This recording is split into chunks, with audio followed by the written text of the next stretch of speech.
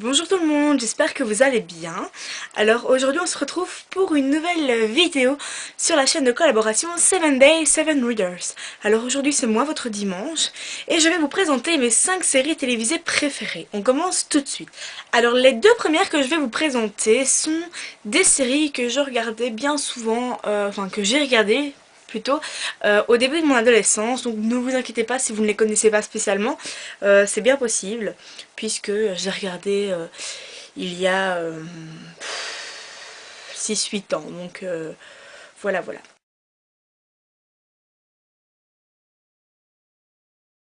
Sabrina Spellman a l'air d'être une jeune fille comme les autres jusque son 16e anniversaire. Donc le jour de ses 16 ans, elle va se rendre compte qu'elle a une particularité puisque c'est une sorcière. Alors son papa est un sorcier, sa maman est une mortelle et elle, quant à elle, elle vit chez ses deux tantes qui sont complètement extravagantes, célibataires mais ce sont quand même des artistes.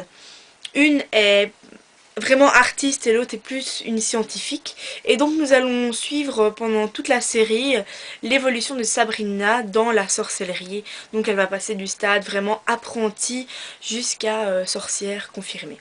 Alors c'était une série quand même assez chouette, assez originale à mon âge, enfin à l'âge où j'ai commencé à regarder ça. C'était fort original, j'adorais, j'en ratais pas une. Et donc ça représente 7 saisons de plus ou moins 20 épisodes par saison, voilà. Et ce fut quelque chose de très constructif pour moi.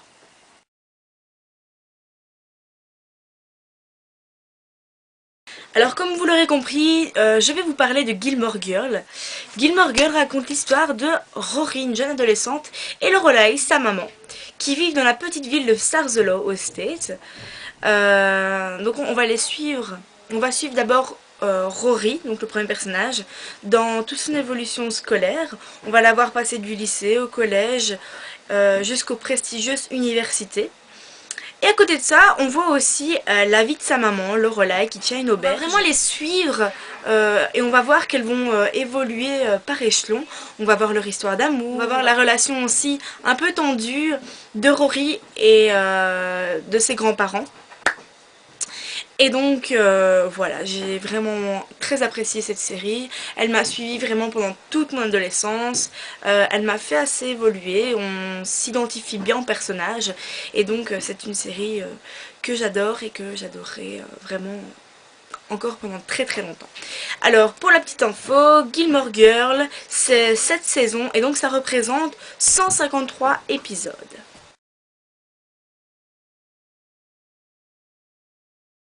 Ensuite, autre série de mon adolescence, c'est Friends. Et donc ça raconte l'histoire de Monica qui est une jeune cuisinière et qui vit dans un appartement situé, je pense que c'est à Manhattan. Un jour, sa meilleure amie, enfin non, plutôt une amie d'enfance, Rachel, va lui rendre visite et c'est à partir de là que tout va commencer. Elle va devenir sa colocataire. Et elle va vraiment s'intégrer sans problème dans la vie de Monica, dans le groupe d'amis de Monica, qui est composé de Phoebe, son ancienne colocataire, Ross, son frère, Joey et Chandler. Alors Joey et Chandler, ils habitent l'appartement juste en face de celui de Monica et donc nous allons voir vraiment 10 ans de vie quotidienne de ce groupe d'amis. Voilà. Euh, c'est une série qui est vraiment remplie d'humour, remplie de moments quotidiens qui sont assez alléchants pour nous qui regardons ce genre de série. Et donc voilà, Friends, je ne l'ai pas autant suivi que les deux premières, donc Sabrina l'apprentie sorcière et Gilmore Girl, mais voilà, j'ai regardé quand même un bon nombre d'épisodes et j'adore évidemment toujours cette série.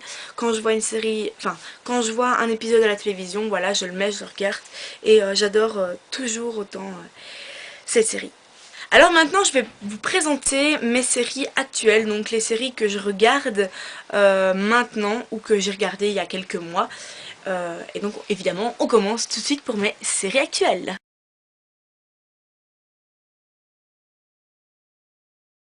Comme vous l'aurez compris, et oui, moi aussi, je regarde, ou je regardais plutôt, Desperate Housewives.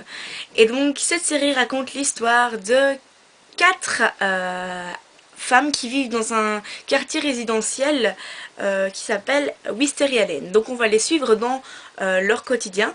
Et donc, ces 4 amies se nomment Brie, Suzanne, Gabrielle et... Brie, Suzanne et Lynette. Voilà, c'est ça. Et donc, la série va commencer. Oui, c'est là que tout va commencer. Donc, si vous voulez, on commence avec le suicide d'une de leurs amies qui s'appelle Marie-Alice Young. Et donc, à partir de ce suicide, à partir de ce drame, va commencer la série. Et donc, au fil des saisons, on va voir, on va essayer de comprendre pourquoi elle s'est suicidée. On va essayer de comprendre, voilà, toutes des choses assez spéciales qui se passent dans Wisteria Lane, puisqu'il faut savoir que c'est un quartier résidentiel, mais qu'il y a des choses un peu étranges, un peu vaches qui se passent dans ce quartier. Et donc au fil des saisons, on voit de nouvelles femmes désespérées qui viennent se joindre à elle. Et donc on voit la vie de chacune. Et voilà, moi j'ai adoré cette série. Je ne l'ai pas regardée directement, mais voilà, j'ai pris en cours et on suit vraiment très facilement les épisodes, même si on prend la série en plein milieu de tout, quoi. Alors pour la petite info, Desperate Housewives c'est 8 saisons et donc 180 épisodes. Alors si vous ne la connaissez pas, évidemment je vous la recommande. Beaucoup de personnes l'apprécient, je pense que vous l'avez compris en regardant les vidéos de mes collaborateurs et collaboratrices. Donc voilà, je vous invite vraiment à regarder cette série si vous ne la connaissez pas encore.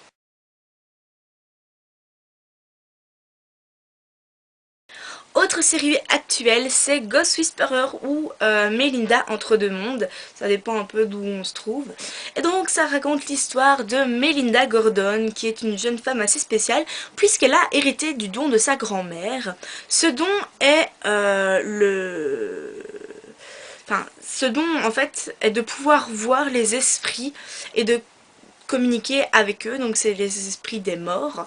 Et donc elle va les aider à franchir la barrière de la lumière blanche, donc elle va les aider à passer de l'autre côté en les faisant communiquer avec leurs proches et en essayant de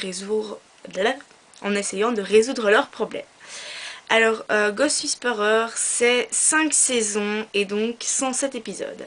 Alors là aussi, c'est une série assez américaine, évidemment. J'adore cette série. On peut la prendre n'importe où. Enfin, j'ai pas regardé dès le début, j'ai pris encore cette série en cours de... Enfin, je l'ai pris en cours, quoi. Et voilà, j'adore cette série. Je trouve que c'est assez original comme histoire. Et donc, je ne m'en lasse évidemment jamais, jamais, jamais. Des fois, ça arrive même à me foutre un petit peu les boules. Mais c'est pas grave, ça me fait pas de tort. Donc voilà. Vive la colo! Alors ça, c'est une série française qui passe en Belgique. C'est un peu moins connu évidemment. Et donc ça raconte l'histoire de Morgane, qui est une jeune femme qui va revenir dans la colonie de vacances Les Embruns. Car son papa, qui la tenait précédemment, a été hospitalisé et il ne sait malheureusement pour l'instant plus la diriger. Donc voilà, Morgane va venir la reprendre, la diriger grâce à Capucine et aux monos Driss, Edgar, Loïc, Tiphaine. Voilà, ça c'est souvent, enfin c'est dans la première saison. Donc on va voir vraiment toute l'évolution de cette petite colonie, tous ces enfants qui ont des caractères assez bien trempés. J'aime bien cette série, je trouve que c'est pas mal. Fallait le faire, hein. Fallait quand même oser faire une série sur des colonies de vacances. Moi perso, j'aurais pas cru, mais bon voilà, ça m'a conquis, donc pourquoi pas, hein. Alors, vive la colo, pour l'instant c'est 2 saisons et ça représente en tout 12 épisodes.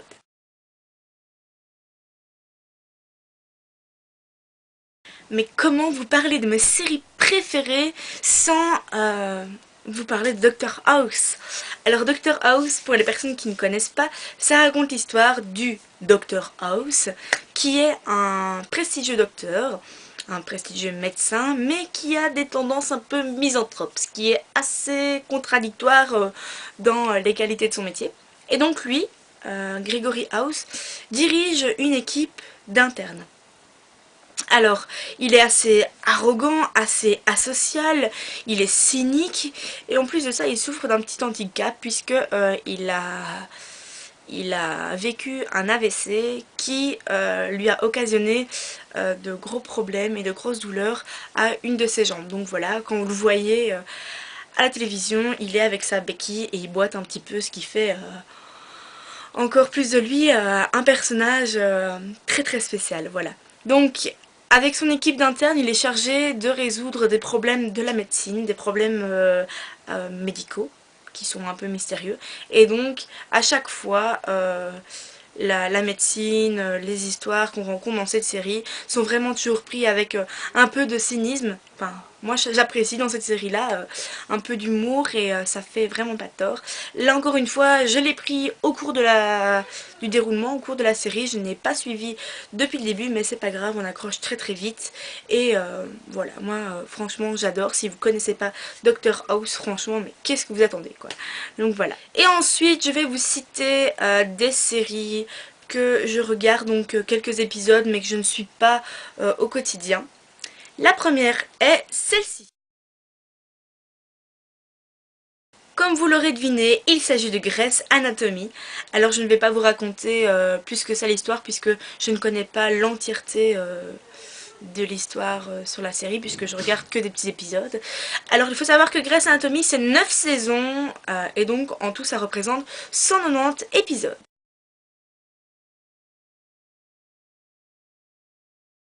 The Mentalist, alors désolé si je l'ai prononcé à la française, mais c'est pas grave. Je regarde aussi cette série, évidemment je ne regarde pas tout le temps, mais j'adore quand je tombe sur un épisode, j'adore le regarder, et donc voilà, je ne le suis pas quotidiennement, mais j'accroche vraiment beaucoup à cette série. Alors The Mentalist, ça représente 5 saisons, et donc 112 épisodes.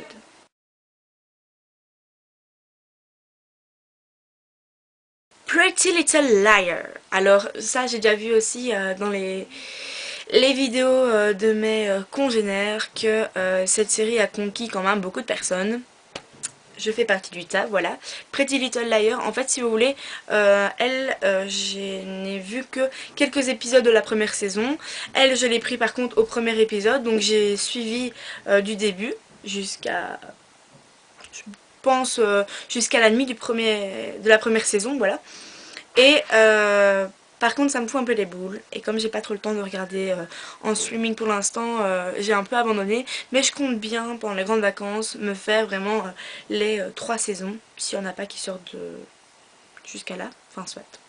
J'adore vraiment beaucoup cette série et je trouve qu'elle est assez originale. Alors oui, j'ai oublié de vous dire, Pretty Little Liars c'est 3 saisons et donc 60 épisodes.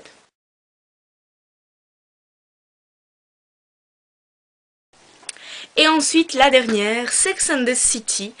Celle-là encore, je regarde quelques épisodes par-ci par-là quand ils passent, ou quand ils repassent plutôt. J'ai déjà vu les 2 films, j'ai adoré les 2 films. Par contre évidemment la série, je regarde vraiment petit à petit celle-ci quoi, donc voilà.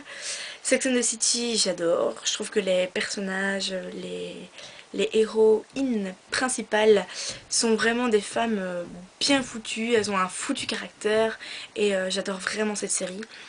Et donc Sex and the City, c'est 6 saisons et 94 épisodes. Voilà, voilà, mon rendez-vous sur mes séries télévisées préférées s'arrête donc ici. Je n'en ai pas plus à vous présenter. Je vous ai présenté les principales, celles que j'adhérais le plus. Mais c'est aussi ici que votre semaine se termine. Demain, Claudia revient avec une toute nouvelle vidéo. Et donc évidemment, je vous invite à nous suivre encore la semaine prochaine. A très bientôt!